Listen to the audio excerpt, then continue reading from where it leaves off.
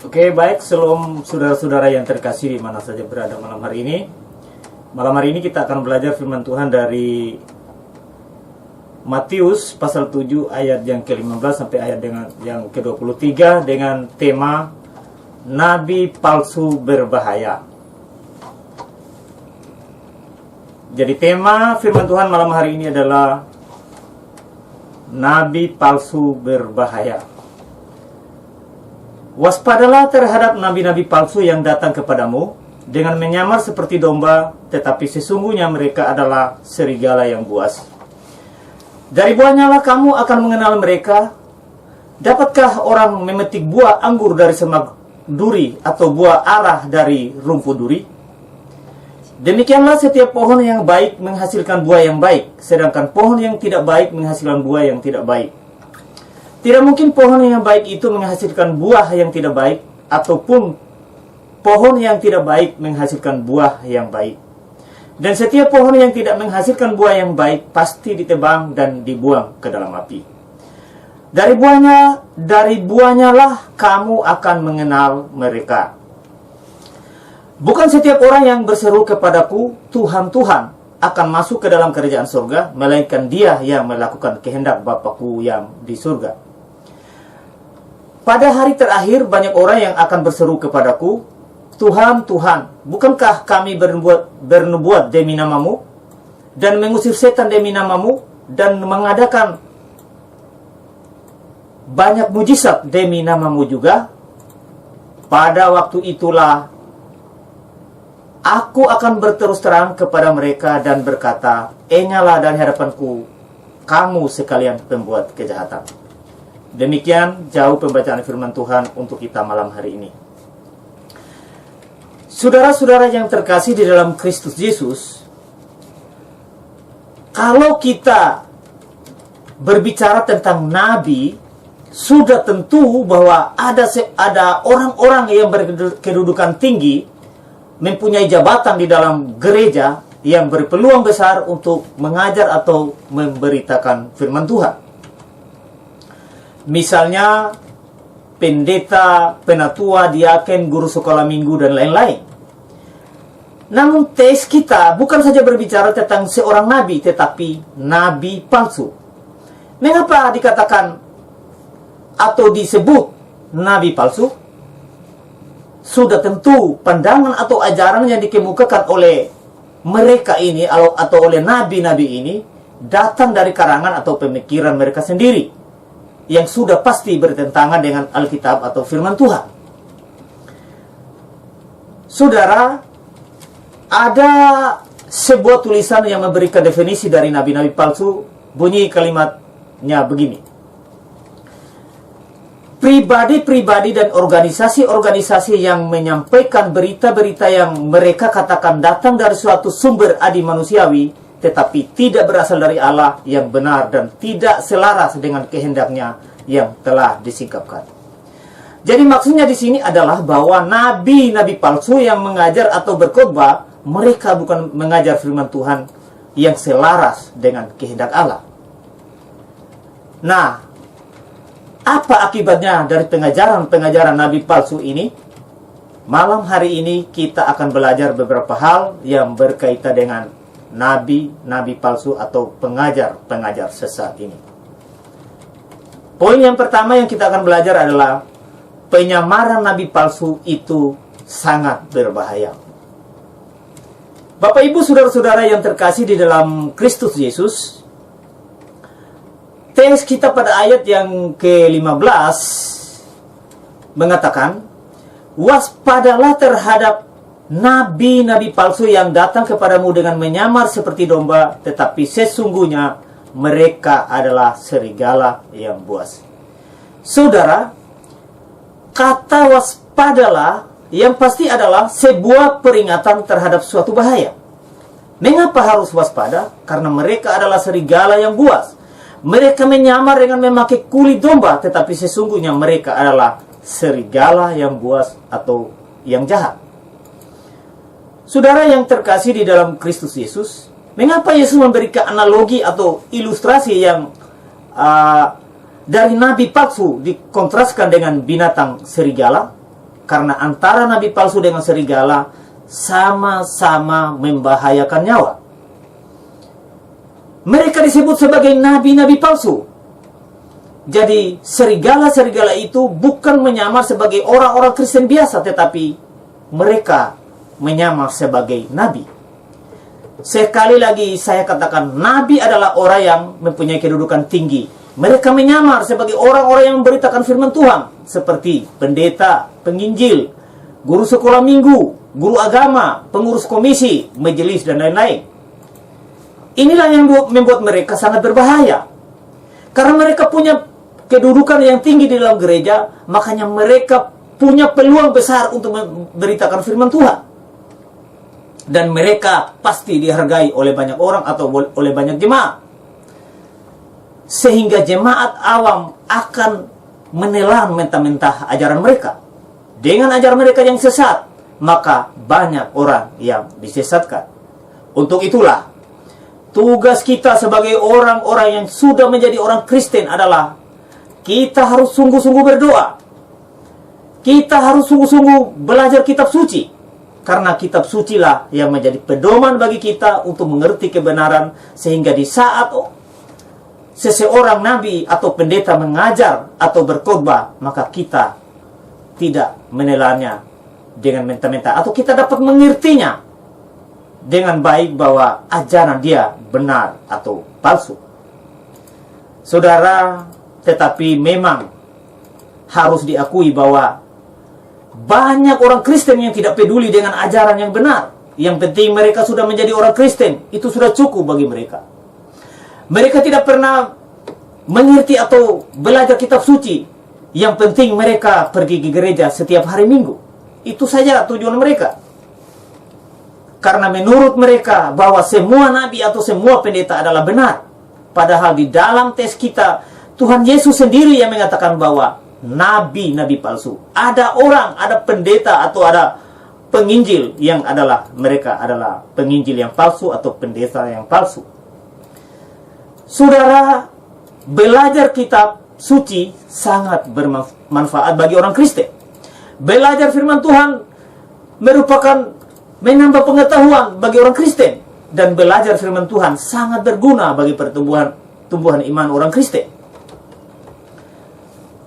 Kalau kita tidak pernah belajar firman Tuhan, maka kalau ada nabi atau pendeta yang berkhotbah bahwa dia mengatakan dia baru saja pulang dari surga, lalu dia bilang dia minum kopi bersama-sama dengan Simon Petrus, lalu karena kita tidak mengerti kitab suci, pasti kita bilang amin amin apa yang disampaikan oleh nabi itu atau pendeta itu, ya. Apalagi dia mengatakan bahwa dia lihat setan di neraka, dia pernah pergi ke neraka, lalu dia lihat setan di sana ada tombak-tombak orang berdosa. Saudara, kalau kita baca kitab suci sungguh-sungguh, sudah jelas bahwa di dalam Injil Lukas 16, pasal 16 di sana ada cerita panjang tentang Lazarus dan orang kaya. Bahwa orang-orang yang sudah ada di surga, bahkan orang-orang yang sudah ada di neraka itu tidak bisa lagi kembali ke dalam dunia ini.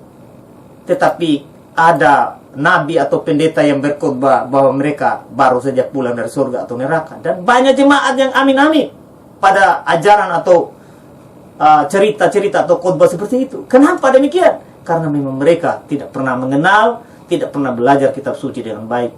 Sehingga apa yang disampaikan oleh nabi-nabi tersebut, mereka hanya amin-amin saja. Saudara, belajar kitab suci adalah sangat berguna dan bermanfaat bagi kita, supaya kita punya pengetahuan untuk mendewasakan iman kita di dalam Tuhan Yesus. Dan poin yang kedua adalah ciri-ciri dari nabi palsu. Bapak Ibu Saudara pendengar di mana saja berada malam hari ini, kalau kita membaca di dalam teks kita dari ayat 16 sampai ayat yang ke-20 dari Matius 7, di sana dikatakan dari buahnya kita mengenal mereka. Apa sebenarnya yang dimaksud dengan buah? Sudah tentu buah yang dimaksud adalah hidup mereka yang jahat. Jadi ciri yang pertama dari nabi palsu adalah jahat. Seperti apa kejahatan mereka? Apakah mereka ini suka memukul-mukul jemaat sehingga mereka disebut jahat? Bukan, saudara. Tetapi mereka adalah perampok, atau mereka merampok jemaat.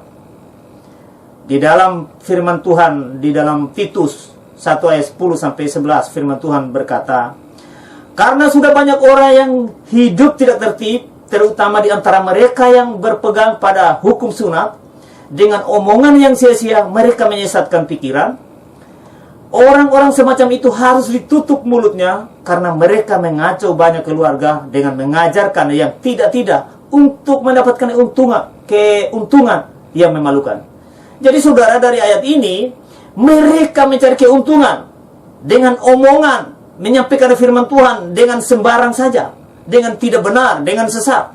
Dan selain itu mereka mencari keuntungan, mendapat uang dari pemberitaan mereka.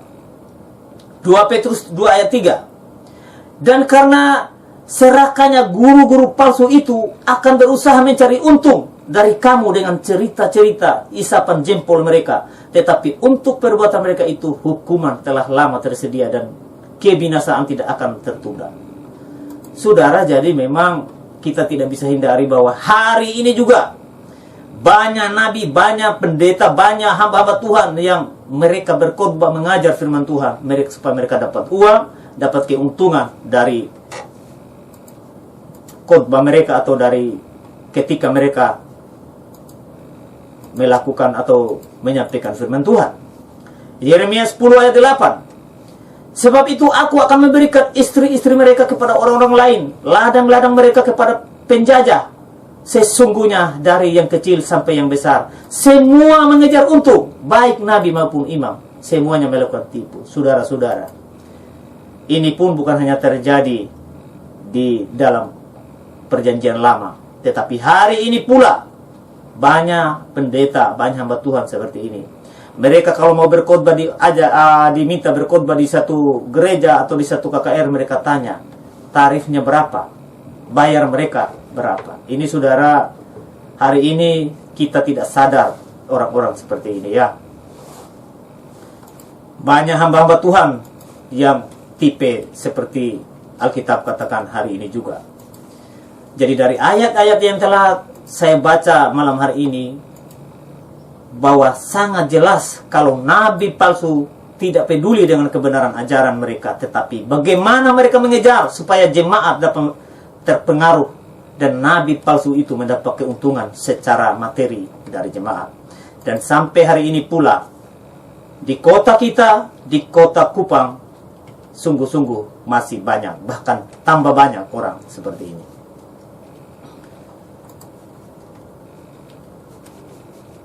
Mereka kalau mau diminta berkhotbah di mana-mana, mereka pasang tarif. Kalau tarifnya tidak pas, tidak sesuai, mereka tidak mau berkhotbah. Berarti di sini memang tujuan mereka bukan memuliakan Tuhan, tetapi mereka mencari keuntungan atau cari uang. Itu hal pertama. Yang kedua, ciri dari nabi palsu adalah nubuat mereka yang salah atau meleset. Saudara-saudara, kalau ada pendeta atau tim doa atau hamba Tuhan yang lain yang bernubuat atau meramal tentang sesuatu tetapi tidak terjadi, maka jelas itu nabi palsu. Biarpun ramalannya meleset hanya satu kali saja, cukup bahwa dia adalah nabi palsu. Di dalam Ulangan 18 ayat 22 firman Tuhan berkata, apabila seorang nabi berkata demi nama Tuhan dan perkataannya itu tidak terjadi dan tidak sampai, maka itulah perkataan yang tidak difirmankan Tuhan.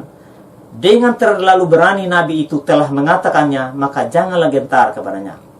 Karena itu, hati-hatilah dengan orang-orang yang berkedudukan tinggi di dalam gereja atau dalam organisasi-organisasi rohani lainnya, dengan ramalan, dengan nubuat mereka.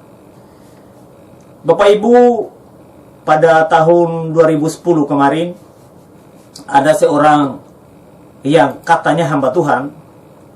Dia datang di tempat-tempat kami, lalu dia minta supaya ibadat di tempat-tempat kami, di rumah-rumah tangga.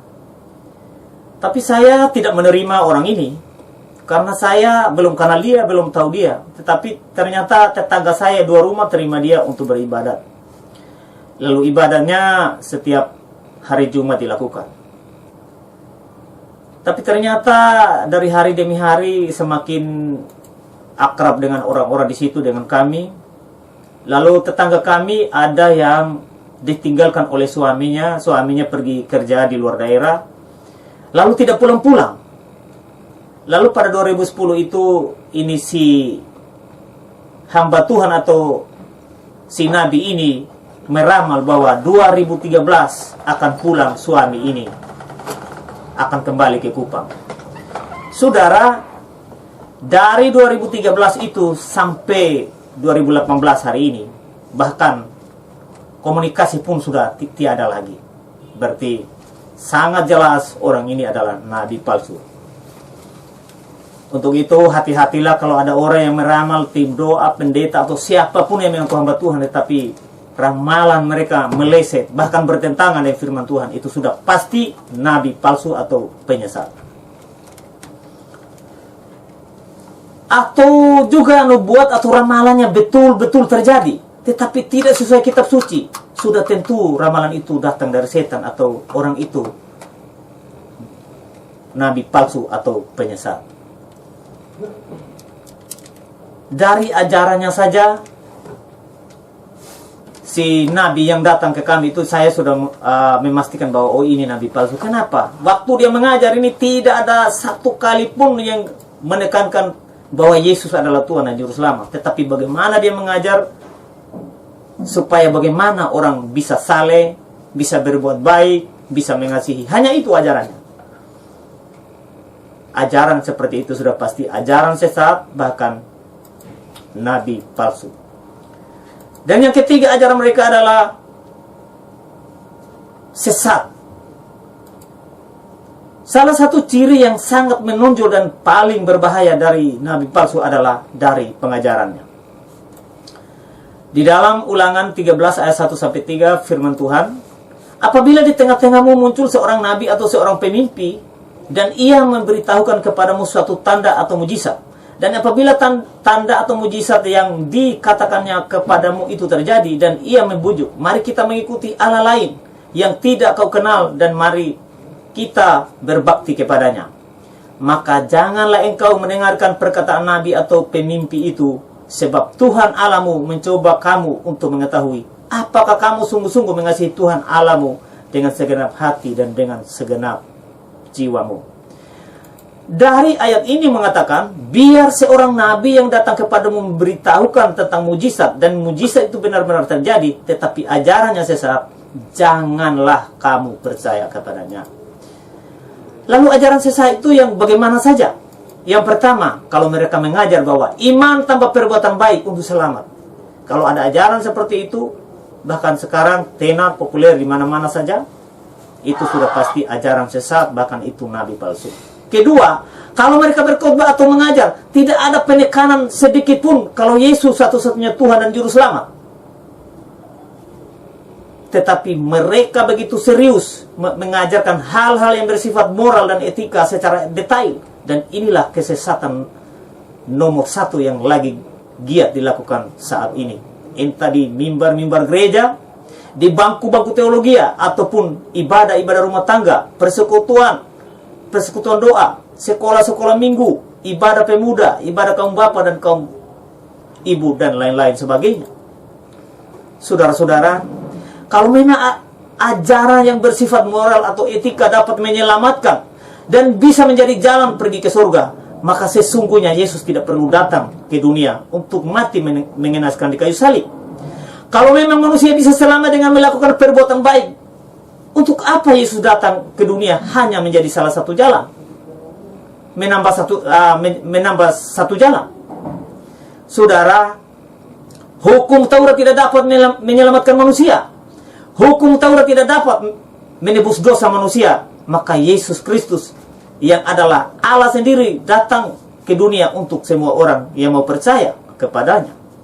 Untuk itulah, jika saudara hanya berorientasi pada hal-hal yang bersifat moral dan tidak menekankan bahwa Yesus satu-satunya jalan,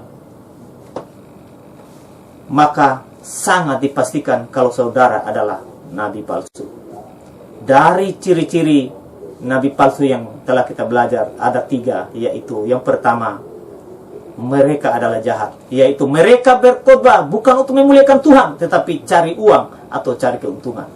Yang kedua, nubuat atau ramalan mereka meleset atau salah. Dan yang ketiga, ajaran mereka adalah sesat, yaitu bukan iman saja untuk selamat, tetapi iman tanpa perbuatan baik atau hukum Taurat. Dan yang terakhir, yang ketiga adalah nasib akhir dari nabi-nabi palsu.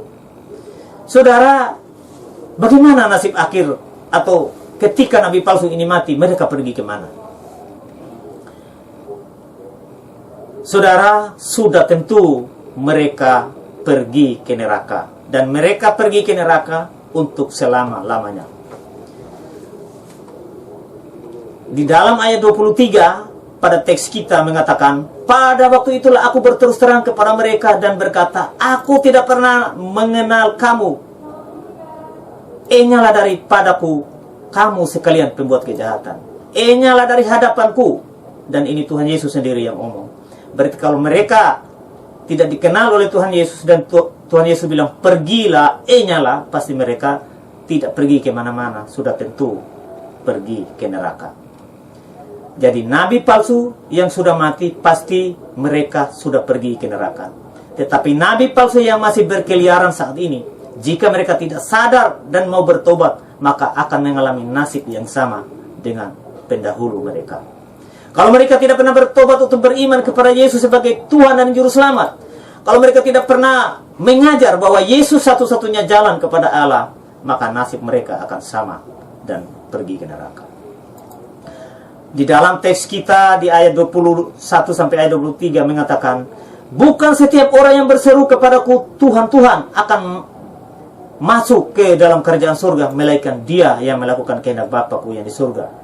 Pada hari terakhir banyak orang yang akan berseru kepadaku, Tuhan, Tuhan, bukankah kami bernubuat demi namamu dan mengusir setan demi namamu dan mengadakan banyak mujizat demi namamu juga? Pada waktu itulah aku berterus terang kepada mereka dan berkata, aku tidak pernah mengenal kamu. Enyalah dari hadapanku, kamu sekalian pembuat kejahatan. Saudara, kita harus hati-hati dengan ayat 21 dari teks kita, karena kalau kita salah mengerti, maka seakan-akan manusia melakukan ketaatan atau perbuatan baik untuk selamat atau masuk surga.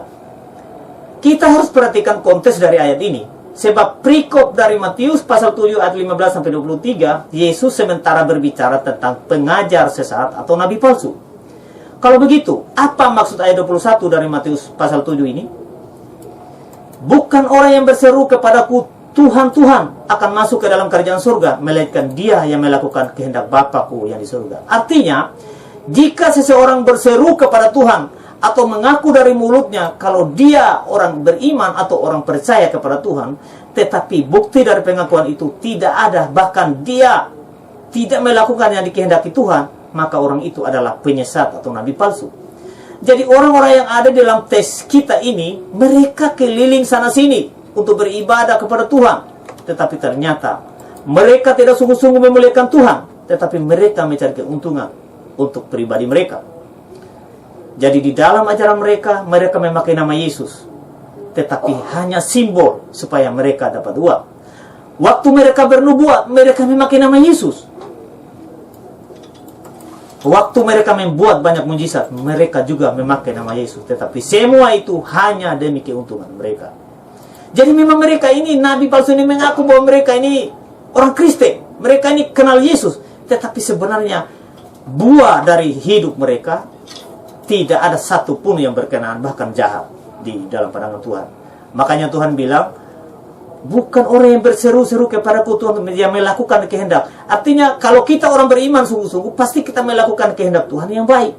Sebagai bukti dari iman itu. Itu maksud ayat ini.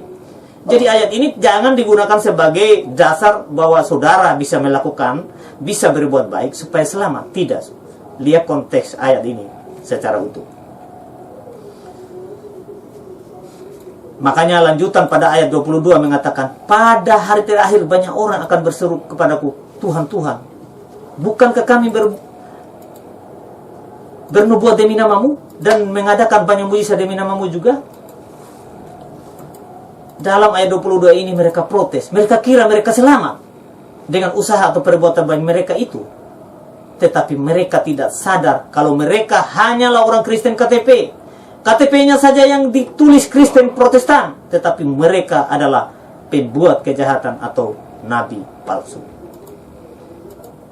Makanya pada ayat 23 Tuhan Yesus berkata kepada mereka, pada waktu itulah aku akan berterus terang kepada mereka dan berkata, aku tidak pernah mengenal kamu.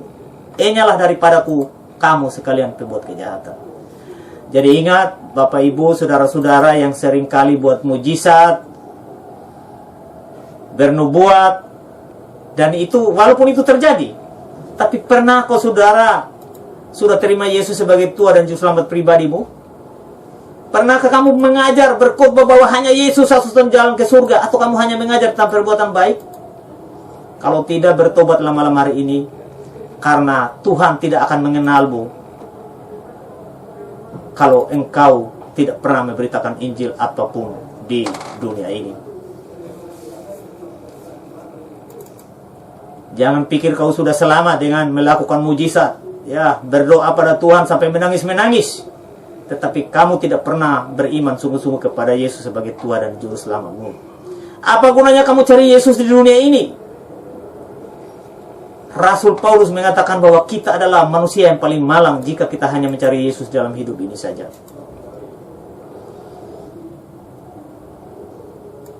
Kalau saudara memang orang beriman sungguh-sungguh, pasti Yesus mengenal saudara.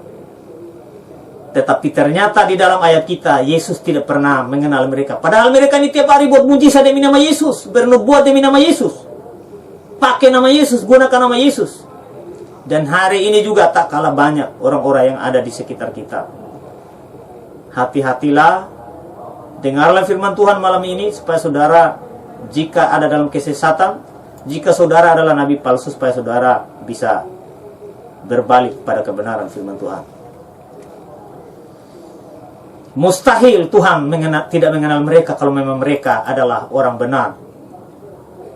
Tetapi Tuhan sendiri mengatakan bahwa Tuhan tidak pernah mengenal mereka. Padahal mereka buat mujizat demi nama Yesus. Dan hari ini juga populer, banyak orang yang buat mujizat seperti itu. Yang lumpuh berjalan, yang tuli mendengar, yang buta melihat. Tetapi apakah saudara adalah nabi benar atau nabi palsu? Di dalam Yohanes 10 ayat 27 sampai 28 firman Tuhan berkata, domba-dombaku mendengarkan suaraku, dan aku mengenal mereka, dan mereka mengikut aku. Dan aku memberikan hidup yang kekal kepada mereka, dan mereka pasti tidak akan binasa sampai selama-lamanya, dan seorang pun tidak akan merebut mereka dari tanganku. Saudara, pertanyaannya, saudara melayani Tuhan selama ini, saudara nabi palsu atau nabi benar? Jawaban adalah dalam hati saudara masing-masing. Dari ayat-ayat ini, dari Yohanes 10 ayat 7 sampai 28 ini, bahwa domba-domba adalah gambaran dari orang-orang percaya kepada Yesus secara sungguh-sungguh, sehingga Yesus mengenal mereka dan mereka tidak akan binasa atau masuk neraka, tetapi mereka mendapat hidup yang kekal atau masuk surga. Tetapi penyesat atau nabi palsu, Yesus tidak pernah mengenal mereka, dan mereka pasti memperoleh hidup yang kekal di neraka selama-lamanya. Jadi malam ini saya berdoa buat nabi-nabi palsu yang sementara berkeliaran di mana-mana. Kiranya Tuhan memberikan kesadaran kepadamu, dan Tuhan pula membawamu kembali kepada kebenaran firman-Nya. Jadi malam ini kita telah belajar tentang 3 hal. Yang pertama, penyamaran nabi palsu sangat berbahaya. Dan yang kedua, ciri-ciri dari nabi palsu. Dan yang ketiga, nasib akhir dari nabi palsu. Bagaimana dengan Bapak Mama, saudara-saudara yang sementara mendengar firman Tuhan malam hari ini? Ketika saudara melayani sekian lama, pastikan saudara nabi palsu atau nabi yang benar. Pastikan saudara adalah hamba-hamba Tuhan yang benar atau hamba Tuhan yang palsu. Jika saudara tidak pernah memberitakan Injil, pasti saudara adalah nabi palsu. Karena kalau kita mengajarkan tentang moral dan etika saja, apa gunanya itu? Semua itu akan membawa kita ke neraka, karena tidak ada orang yang diselamatkan karena perbuatan dan kesalehan, tetapi hanya karena iman pada Yesus Kristus. Karena itu, malam hari ini, jika engkau berada dalam kesesatan, berbalilah pada kebenaran firman Tuhan, supaya engkau diselamatkan untuk selama-lamanya. Kiranya firman Tuhan yang singkat malam hari ini bagi kita boleh memberkati kita semua. Amin.